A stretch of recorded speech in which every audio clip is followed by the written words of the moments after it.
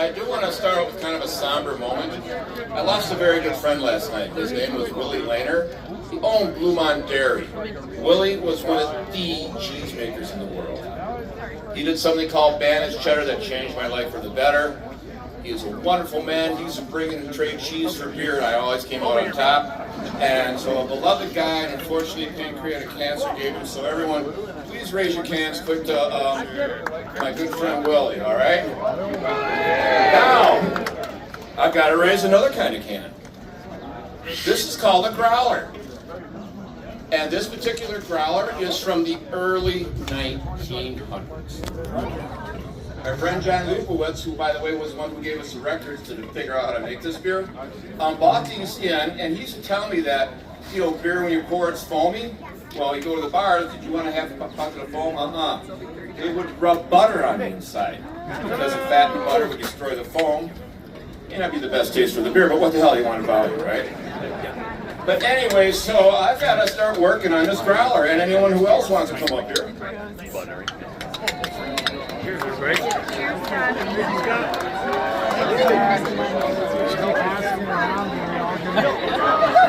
Go, Michelle. You're in for a good show tonight, gang.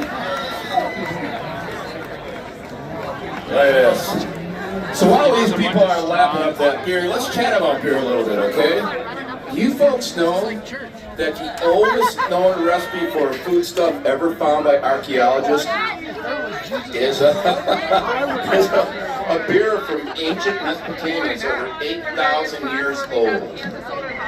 And there is a theory in archaeology that beer came before bread. Now understand, we discovered in the Middle East, Iran, wild barley.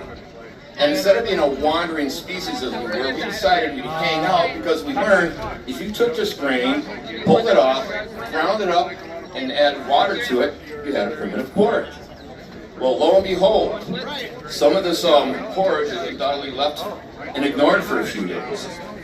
And a couple of the women folk who were doing all the work back then, and they were the brewers, probably said, whoa, what do we have here? It smells kind of nasty. Let's give it a taste. Wow, happy hour. And I could just see the other one going, this stuff is great. We should figure out how to make this better. The men folk will love it. And the other one goes, yeah, now we're in control of two things they're going to beg for. But anyways, so beer marched down with civilization. And let's stop right now at the year 1849. When a gentleman named August Krug and his wife Anna Maria started a restaurant called the Pioneer Tavern Brewery in Milwaukee. And it was a restaurant that obviously served alcohol, and for beer they eventually dug a small building into a hill by the side of where their building was and put in a small brewery. And it became the Pioneer Tavern Brewery. Today we call a tavern brewery a brew pub.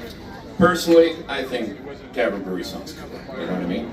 But anyway, so they started the business, and in 1850, they hired one Joseph Schlitz to be the bookkeeper. And they started growing the business, but unfortunately in 1856, Mr. Krug died, and the control of the company went to Joseph Schlitz, who renamed it after him. They moved the operation to a larger facility because the beer was getting more popular. He married Anna Marie, and then they hired a gentleman named August Eline, who was August Krug's nephew, being employed. And they were doing great, and in 1875, Mr. Schlitz was from Germany. He went home to the fatherland to hang out with his family, and on their way back, his ship sunk off the coast of England somewhere, and Mr. Schlitz perished. So we lost him. But Mr. Schlitz was a very, very honorable man.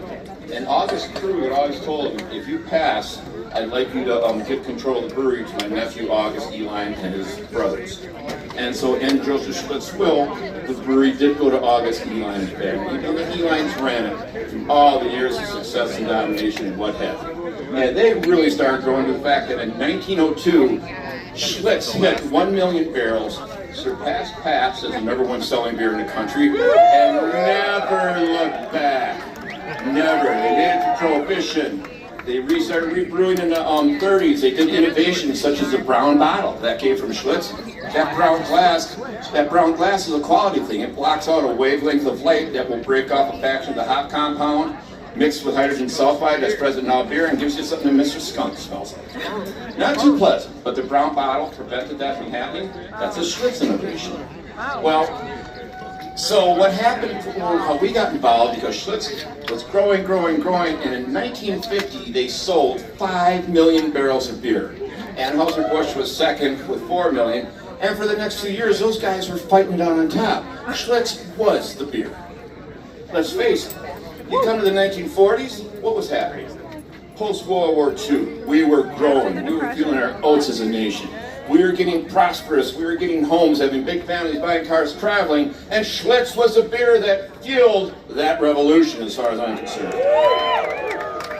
So Schlitz, unfortunately, in the 70s, made some difficult decisions that didn't pan out. The brand basically lost its reputation. Schlitz was sold to Stroh's in 1980, 89 or 92? 92, excuse me. And then Stroh's, 82, you're right, 82, I'll get there. I need a beer. Anyways, Palm, Tiddly Palm, and then Stroh's, I think, bought in 92, is that right? And the brand disappeared until Pabst bought all of Stroh's labels, and in 2008, they re-released Schlitz. But it had changed. It was a very pleasant beer, but it became a popular supermarket price beer. Wasn't necessarily the Schlitz that made Milwaukee famous, all right? I got a call a couple months ago from a gentleman named Jerry Glunz. The Glunz family is a big distributorship in Milwaukee, in Chicago, and they had been distributing Schlitz since 1888. In fact, Schlitz used to fill rail cars full of beer and ship it down to Chicago, and Glunz had I should say tankers of beer, and Glunz had a bottling facility, and they bottled for Schlitz. So those two grew together, and again, as we know, Schlitz became huge, but it's disappeared, and Jerry called me literally in tears a couple months back, going, I just got word from Pabst that the volume of Schlitz has dropped to the point where it's no longer a viable brand. It can't justify its production. They have to put it on hiatus. It was a business decision. But he was very upset, and so was I. I mean, I'm from Wisconsin. I'm a very proud Wisconsin brewer, and very fortunate to practice my craft here. Yeah, a lot of people say I practice, all right. Anyways, but I thought about it, and Carl Nolan, who was just here, is one of the big shots in our company, along with Kevin Zerman, who was talking to you. And I go to these guys and say, hey, let's see if we can make the last Schlitz. And instead of saying, are you kidding? They both said, yeah. So Carl and I called the folks at Pabst. They did not hesitate. They said, have at it, make it, do what you got to do. They didn't ask for anything from us. They let us do it all without looking over our shoulders, and it was wonderful. And John, I started looking at John's records and started studying these, and they weren't specific formulas, but being a brewer and done it long enough, you can figure out a lot from the clues that are given, all right? So I decided to make a beer that had the strength and character of a beer from Schlitz in the late 1940s. They were the #1 selling beer in America, 47, 48, 49. That was a time when Schlitz was in its golden era, and that's what we're going to make.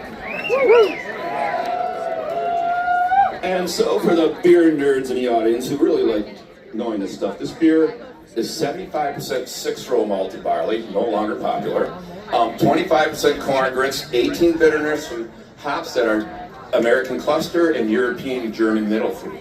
And it's a very, very pleasant, nice beer, and it's a wonderful thing indeed. So, now we've got to give you toast, okay? But I'm going to have us do a real cheesy, very cheesy salute to Schlitz, okay? And I need your help. I need you to be loud, you'll figure it out. And I need these Schlitzes held high in the air. Repeat after me. Give me a... How about a... Add the z. What are we drinking? What are we drinking? And please welcome an absolute another wonderful Wisconsin institution, the great band Copperbox, as Wisconsin as it gets. Thanks, gang.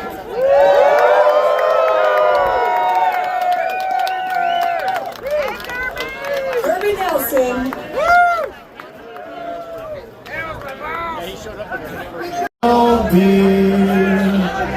That's why while we drink it here.